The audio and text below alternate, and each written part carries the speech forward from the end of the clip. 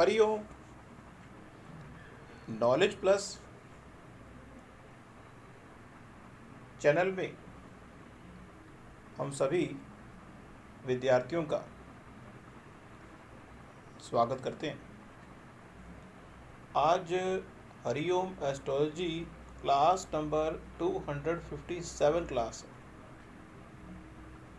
इस क्लास के अंदर हम दो बातों पे फोकस कर रहे हैं। एक तो हम आपको बताने का प्रयास करें कि जो नक्षत्र है वो किस तरह के फल देना चाहता है। जैसे कि कोई व्यक्ति अगर अश्विनी नक्षत्र में हो तो जो उसके फल हैं वो केतु से संबंधित आएंगे। अगर भरणी में हो तो उसके जो फल हैं वो शुक्र से संबंधित आएंगे। कृतिका में हो तो सूर्य से संबंधित आएंगे।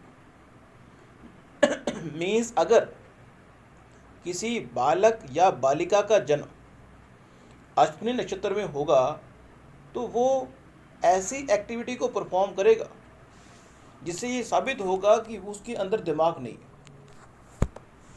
और अगर भरणी में होगा तो वो ऐसी एक्टिविटी इनमें इन्वॉल्व होगा जिससे कि लगेगा कि व्यक्ति का जो मेन फोकस है वो पैसा है। और अगर कृतिका में जन्म होगा तो उसका फोकस जो होगा सूर्य की तरह होगा, वो सूर्य की तरह चमकना चाहेगा। अगर रोहिणी में होगा तो इस संसार में वो चीज़ों को क्रिएट करना चाहेगा। अगर मृगशिरा में होगा तो उसका जो उद्देश्य होगा, क्योंकि मृगशिरा मंगल का नक्षत्र है, वो चीज़ों को प्रोटेक्ट करने के लिए आया है, वो एक प्रोटेक्टर है। अश्विनी में है तो वो एक अच्छा समझदार व्यक्ति है। भरणी में है तो उसका जो मेन केंद्र बिंदु है भरने का वो मनी को भरने का है।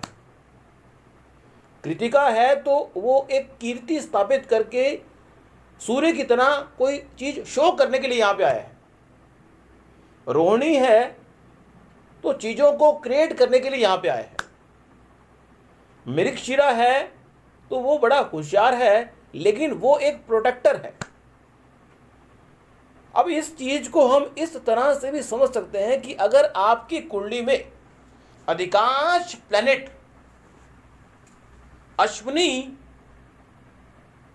नक्षत्र में हो, इट मीन्स आप जो है उस प्लैनेट के लिए केतु की तरह बिहेव करेंगे। मीन्स वो प्लैनेट इस तरह से बिहेव करेगा जैसे कि आपको उसके बारे में बहुत कुछ पता है। आद्रा नक्षत्र में अगर किसी बालक या बालिका का लगन बने तो वो व्यक्ति बड़ा ही डिप्लोमेट होगा और डिप्लोमेसी से काम निकालने में वो माहिर होगा। पुण्य वसु की अगर बात कर लें तो व्यक्ति इतना ज़्यादा समझदार होगा कि पुण्य वसु मीन्स पुनः विचार करने वाला, अपने डिसीजन पर पुनः विचार करने वाले व्यक्ति को कहते हैं पुण्य वसु नक्षत्र वाला। पुष्य, पुष्य मीन्स बुद्धिमान, जो एक्सपीरियंस के बल पे निर्णय ले, क्योंकि पुष्य जो सा है वो शनि का नक्षत्र है। फिर अश्लेषा,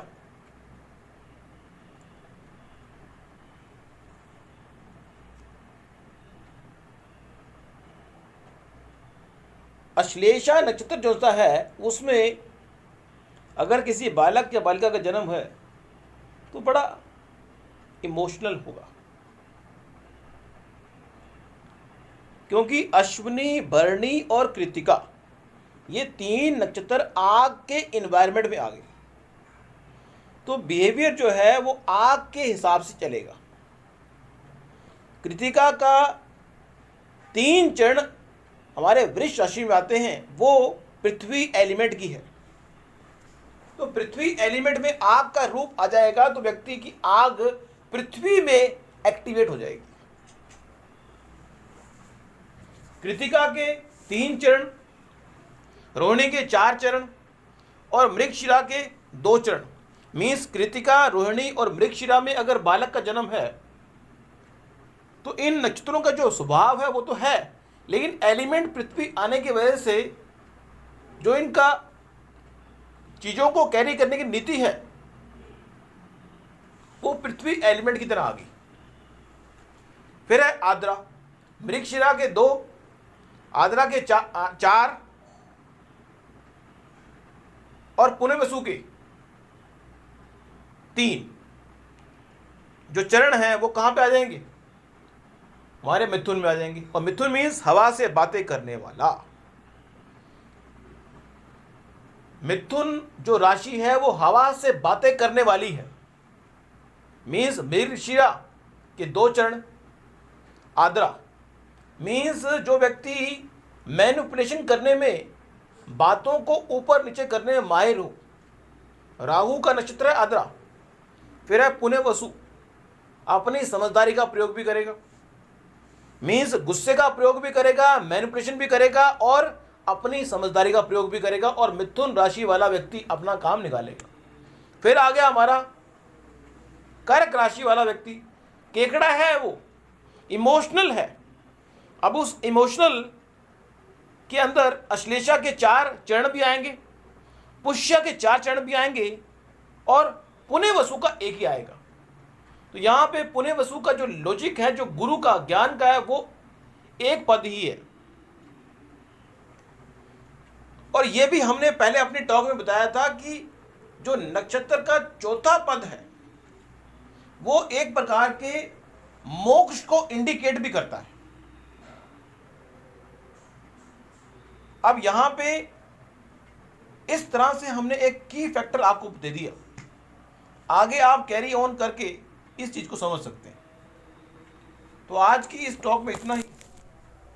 नेक्स्ट टॉक में कुछ और किसी रहस्य के बारे में, किसी की फैक्टर के बारे में आपको बताएंगे। Thank you so much for listening and always putting Hariom knowledge plus.